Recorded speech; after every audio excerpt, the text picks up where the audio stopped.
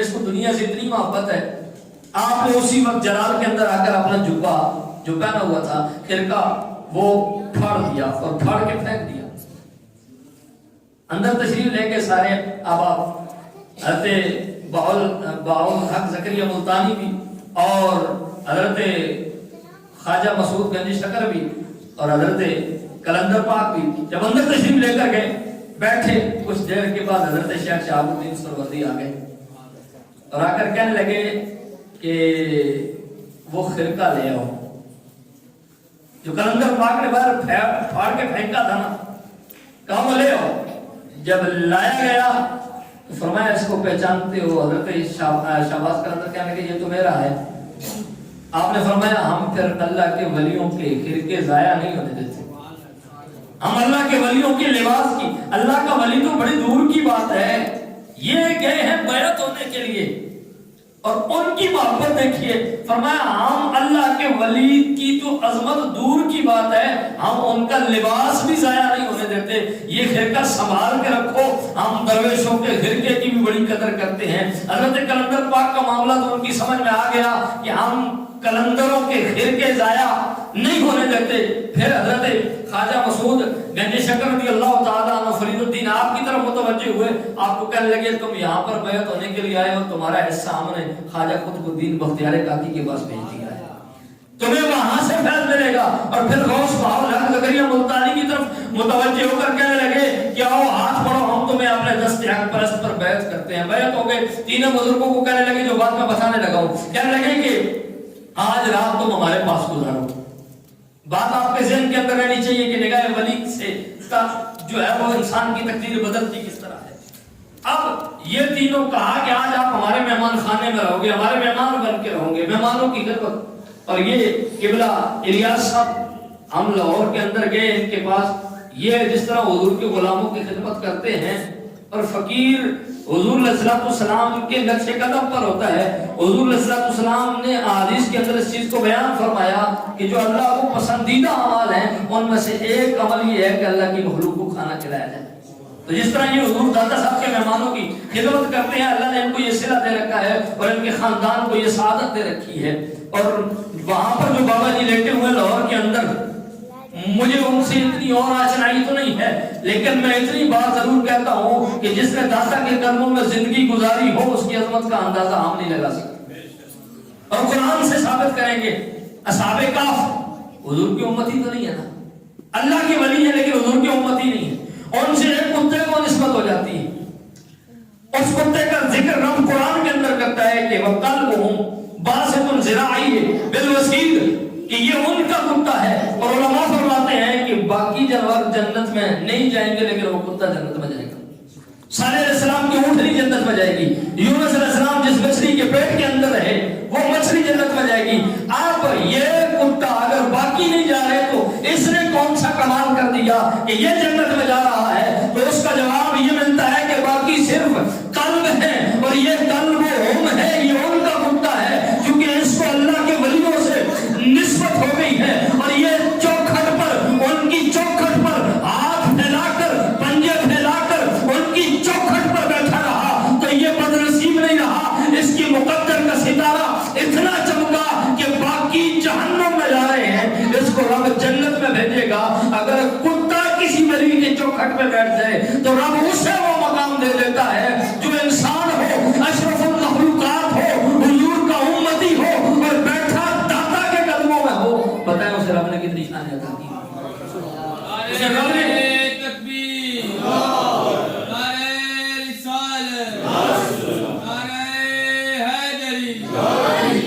اسے رب نے کتنی عظمتوں سے نوازا ہوگا۔ تو حضرت شیخ شہاب الدین سروردی کہنے لگے آپ ہمارے مہمان ہیں، آج کا کھانا ہمارے پاس کھائیں، صبح تشریف لے جائیے گا۔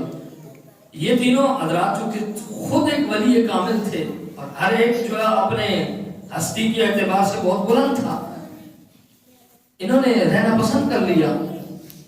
حضرت شیخ شہاب الدین کی یہاں ایک مائی صاحبہ تھی جو لنگر کے اندر خدمت کیا کرتی تھی، آپ نے ان کو بلایا۔ آپ فرمانے لگے میرے یہ تین معزز مہمان ہیں، بڑے دور سے آئے ہیں، ان کو کھانا کھلانے کی ذمہ داری بھی تیری ہے، اور آج ان کو کھانا کھلانے سے پہلے वली तकदीर किस तरह बदलता है। पता शेख शहाबुद्दीन सुहरावर्दी को भी था। कहा इनको खाना तूने खिलाना है और खाना खिलाने से पहले हाथ एहतिमाम के साथ तूने धुलवाने, हाथ इनके तूने धुलवाने। अब जब हाथ धुलवाने लगी वो औरत, तो सबसे पहले हजरत बाबा फरीद ने हाथ धोना शुरू किया। आप हाथ धोते जा रहे हैं, उसने एक लोटा पानी का लिया, हाथ धोते रहे, पानी बहता रहा, पानी खत्म हो गया, वो फिर भर के लाई, फिर हाथ धोते रहे, पानी खत्म हो गया, आपने हाथ धोना बस नहीं किया, वो तीसरा लोटा लेके आई। अब ये जो दो थे, कलंदर पाक भी और हजरत गौस पाक भी, इनको बड़ा गुस्सा आ रहा है कि यार इतने लंबे हाथ धोने, खाने के लिए इतना लंबा कर दिया है हाथ धोने का सिलसिला, ये बात खत्म करे बस धोए और खाना खाएं, ये उस बेचारी को तकलीफ दे रहे हैं। खैर चौथा भी वो लेके आई भर के, आपने उससे भी धोया और चौथे के बाद आपने हाथ धो के जो है वो खाना खाने के लिए बैठ गए। उस टाइम तो कुछ नहीं कहा, जब वो चली गई खाना खाने के लिए बैठे तो ये दोनों कहने लगे कि वो बूढ़ी थी, अगर शेख शहाबुद्दीन ने हमारी खिदमत में उसको लगा दिया था तो उस बेचारी को तो तूने पानी ला ला के ही थका दिया है, तेरे हाथ 4 लोटों से भी नहीं धुले, एक लोटे से धो लेता, हमने जल्दी जल्दी धो लिया, तू भी धो लेता। हजरत बाबा फरीदुद्दीन मुस्कुराए, कहने लगे बात ये नहीं थी, तुम समझे नहीं हो। हजरत शेख शहाबुद्दीन सुहरावर्दी ने उसकी हाथ धुलाने के लिए ड्यूटी ऐसे नहीं लगाई थी, असल में कुछ और धुलवाना चाहते थे, असल में मामलात कुछ और थे। और जब मैंने हाथ धोना शुरू किए, उसके नामा अमाल पे नजर की और लौह महफूज पर नजर की, तो उसके मुकद्दर में बदकिस्मती लिखी जा चुकी थी। तुम बगैर देख रहे थे कि फरीदुद्दीन हाथ धो रहा है, लेकिन मैं हाथ नहीं धो रहा था, मैं तो उसके जो नामा अमाल के अंदर लिखे हुए गुनाह थे उनको मिटा रहा था। और जब तक मैं हाथ धोता रहा, उसके नामा अमाल को साफ करता रहा, और अगर उसके नामा अमाल को साफ करने के लिए इतनी देर फरीदुद्दीन को और लगती तो भी मैं लगाता, इसलिए जब तक उसके नामा अमाल साफ नहीं हुआ तब तक मैं हाथ धोता रहा। और मैं अब उसका नामा अमाल मैंने साफ कर दिया है, और सिर्फ साफ नहीं किया, जिस लौह महफूज पर उसको बदनसीब लिखा जा चुका था, अब उसकी जगह पर उसको मैं कुछ नसीब लिख के आया। आपको किसी ने कहा कि हुजूर हमने सुना है कि वली कामिल वो होता है, मैं बात को खत्म कर रहा हूँ, फरमाया सुना है वली कामिल वो होता है कि जो लौह महफूज पर लिखी हुई तकदीर को पढ़ लेता है। आपने फरमाया वो कामिल नहीं है। ये आप और मैं तो कह सकते हैं, हमारे पास तो कुछ है नहीं ना, लेकिन जो अल्लाह के वली होते हैं उनकी नजर बहुत आगे तक होती है। फरमाया वो कामिल नहीं है, वो नाकिस है। वो कहने लगे जनाब जो लौह महफूज पर लिखी हुई तकदीर को पढ़ ले, अगर वो कामिल नहीं है तो फिर वो अगर नाकिस है तो कामिल कैसा होता? क्योंकि ये गौसे आजम थे, और गौसे आजम की नजर का क्या कहना, और गौसे आजम को जो अल्लाह ने मर्तबा अता फरमाया, वैसे तो किसी ने नहीं कहा कि गौसे आजम दरमियाने औलिया जो मोहम्मद दरमियाने अंबिया, कि गौसे आजम को वही मर्तबा और मकाम हासिल है जैसे नबियों में हुजूर को हासिल है, वैसे ही वलियों में अल्लाह ने गौसे आजम को अता किया। तो आपने फरमाया कि वो नाकिस है। अच्छा वो कहने लगे अगर वो नाकिस है जो लौह महफूज पर लिखी हुई तकदीर को पढ़ ले तो फिर कामिल कौन होता है? तो आप फरमाने लगे कि वो जो लिखी हुई तकदीर को सिर्फ पढ़े, गौसे आजम उसे कामिल नहीं मानते, मैं कामिल उसे मानता हूँ कि जो लौह महफूज पर लिखी हुई तकदीर पढ़े भी, जो मर्जी आए वहां लिख भी दे, जो मर्जी आए वहां से मिटा भी। हम सिर्फ पढ़ने वालों को कामिल नहीं कहते, हम उनको कामिल कहते हैं कि जो लिखा हुआ हो, अगर बदनसीब है तो वहां से लिखा हुआ मिटाकर कुछ नसीब लिख दे। तो हजरत शेख शहाबुद्दीन सुहरावर्दी ने उनको जब मेहमान ठहराया तो हजरत बाबा फरीद मसूद गंजी शक्कर कहने लगे कि मैं हाथ नहीं धो रहा था, बग़ैर तुम्हें हाथ धोना नजर आ रहा था, असल में उसकी किस्मत का सितारा चमका रहा। तो ये अल्लाह के वली जब इनके साथ किसी को निस्बत हो जाती है, जब इनकी सोहबत में कोई आके बैठ जाता है, वैसे नहीं कहा था कि हजरत मौलाना जलालुद्दीन रूमी ने कि एक जमाना सोहबत बाओलिया बेहतर सालाते बेरिया, कि फरमाया एक वली कामिल की सोहबत में बैठना 1000 साल की बेरिया इबादत, बगैर रियाकारी की इबादत एक तरफ है, और अल्लाह की वली की खिदमत में बैठना और उसकी सोहबत में बैठना वो एक लम्हा उसका मकाम एक तरफ है। तो ये अल्लाह वालों की निस्बत होती है, और ये अल्लाह वालों का फैज़ होता है, और ये अल्लाह वालों को अल्लाह ने ये शान अता की होती है। हजरत गौस बाउल हक زکریا ملتانی آپ کے خلیفہ ہیں، آپ کے آستانِ پاک سے فیض پانے والے ہیں حضرت مخدوم شاہ جہانیہ جہاں گشت رحمہ اللہ تعالیٰ نے، آپ سید بھی ہیں اور سادات خاندان سے ہیں۔ تو یہ جب حضور علیہ السلام کی بارگاہ میں انہوں نے حاضری کا ارادہ کیا تو حج کے لیے گئے، تو انہوں نے کہا کہ میں اپنے محبوب کی بارگاہ میں حاضر ہوں، تو پیدل سفر کرنا ہے۔ اب پیدل بندہ جب سفر کرتا ہے تو حالات کے جو تھپیڑے ہیں، جو حالات کی گردشیں ہیں، وہ بندے کی یہی بگاڑ دیتی ہیں۔ حضرت مخدوم جہانیہ جہاں گشت جب وہاں پر گئے تو آپ کے چہرے کا جو رنگ تھا وہ مٹی گرد پڑنے کی وجہ سے داڑھی غبار آلود، کپڑے پھٹ گئے اور چہرہ بظاہری طور پر وہ مطلب ویسا نہیں۔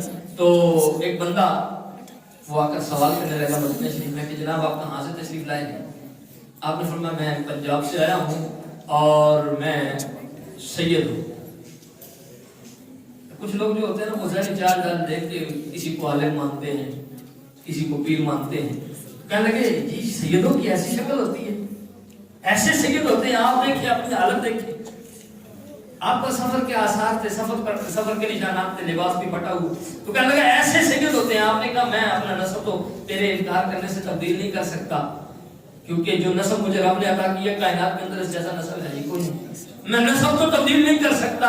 اب تو یہ تسلیم نہیں کر رہا کہ میں حضور کا بیٹا ہوں، حضور کی اولاد سے ہوں یا نہیں، تو چل آپ حضور سے تصدیق کروا لیتے ہیں، حضور کیا کہتے ہیں، حضور سے پوچھ لیتے ہیں حضور کیا کہتے ہیں۔ آپ حضور کے روضے کے پاس چلے گئے اور کہنے لگے السلام علیکہ یا رسول اللہ، آگے سے جواب آیا وعلیکم السلام یا بنیہ، آپ نے سلام پیش کیا تو جواب آیا وہ میرے بیٹے تجھ پر بھی سلامتی ہو۔ کہنے لگے تو میری بات پر تصدیق نہیں کر رہا تھا، اس کو مان نہیں رہا تھا کہ میں سید ہوں، لیکن میں نے حضور سے تصدیق کروا لی ہے کہ میں سید ہوں گے۔ تو یہ اللہ کے ولی نظر اٹھانے کی دیر ہوتی ہے۔ اور جہاں قبلہ الیاس صاحب بیٹھے ہوئے ہیں، اللہ تعالیٰ ان کو مزید برکتیں عطا فرمائے، مزید ترقیاں عطا فرمائے۔ اللہ تعالیٰ نے انہیں اس ولی کی بارگاہ میں بٹھا دیا ہے۔ میں نے آپ کو مثال دے کے سمجھایا ہے، لیکن بعض لوگوں کی یہ سمجھ میں بات نہیں آتی، ان کو وہاں خدمت کا موقع ملا اور یہ اس خاندان کی خوش نصیبی ہے، خوش قسمتی ہے۔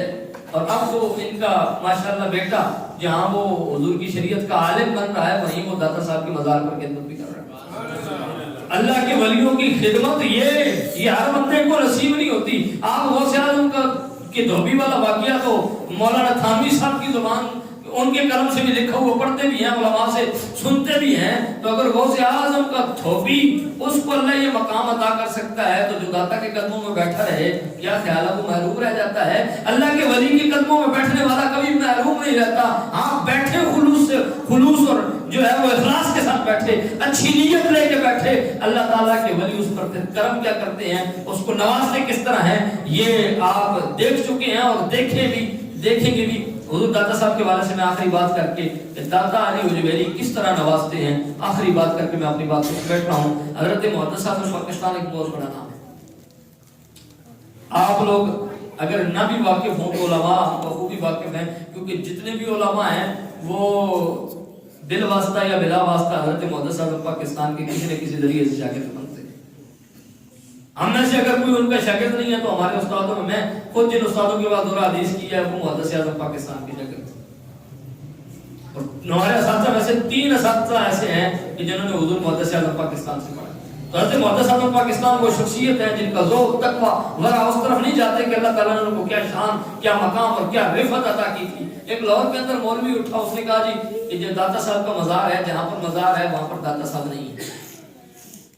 اب تو یہ ان اللہ والوں کے قدموں میں بیٹھنے والوں سے کوئی پوچھے نا کہ یہاں داتا صاحب نہیں ہے تو پھر کہاں ہے، یہ بتائیں گے کہ کہاں ہے داتا صاحب اور کیا فیض ہے داتا صاحب کا۔ اور یہ اگر بات پوچھنی ہو تو معین الدین چشتی سے پوچھو جو کہتے ہیں کہ گنج بخش فیض عالم مظہر نور خدا ناقصانہ پیر کامل کاملہ رہنما۔ حضرت خواجہ معین الدین چشتی چونکہ پیر تھے خود اور خود کامل تھے اور بڑی کاملوں والی بات کی، فرمایا گنج بخش فیض عالم مظہر نور خدا، یہ آپ کی شان بیان کر کے میں ایک لفظ کی وضاحت نہیں کرتا۔ فرمایا ناقصانہ پیر کامل، اگر وہ داتا صاحب کی بارگاہ میں کوئی ناقص آ جاتا ہے، کوئی گنہگار آ جاتا ہے داتا صاحب کی بارگاہ कलमा में, तो नाकिसारा पीर कामिल, अगर उस नाकिस को किसी पीर की जरूरत हो तो दाता उनके लिए पीर कामिल की हैसियत रखते हैं। और अब ज़हन के अंदर सवाल आता है कि अगर दाता साहब की बारगाह में नाकिस आए तो उसको तो फैज़ मिलेगा, मोइनुद्दीन चिश्ती अगर तुझ जैसा कामिल आ जाए तो फिर क्या हो? अगर आप जैसी कामिल हस्ती दाता साहब के कदमों में आकर बैठ जाए तो उसको अल्लाह ताला क्या मकाम अता फरमाएगा, क्या शान अता फरमाएगा।